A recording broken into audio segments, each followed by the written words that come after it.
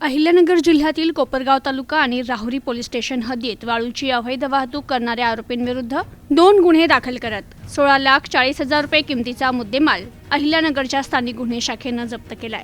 अहिल्यानगर जिल्हा पोलीस अधीक्षक मुमक्का सुदर्शन यांनी दिलेल्या आदेशानुसार स्थानिक गुन्हे शाखेचे पोलीस निरीक्षक किरण कुमार कबाडी यांनी 2 पथके तयार करत अवैध वाळू उपसा आणि वाहतूक करणाऱ्या इस्मांविरुद्ध कारवाई करण्याकामी पथकास रवाना केलं।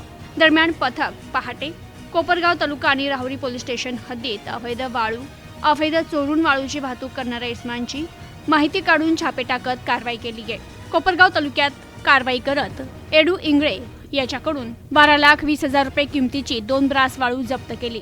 तर राहुरी पोलीस स्टेशन येथे दाखल गुन्ह्यातील विकास ठोकळे, काळू गुंजाळ, प्रतीक बोबडे या तिघांकडून 4,20,000 रुपये किमतीची 2 ब्रास वाळू जप्त करत कारवाई करण्यात आली आहे। एकूण 2 गुन्हे दाखल करत 16,40,000 रुपये किमतीचा मुद्देमाल पोलिसांनी जप्त करत 4 आरोपींविरुद्ध ही कारवाई करण्यात आली। Bureau report, news today 24, Ahilyanagar.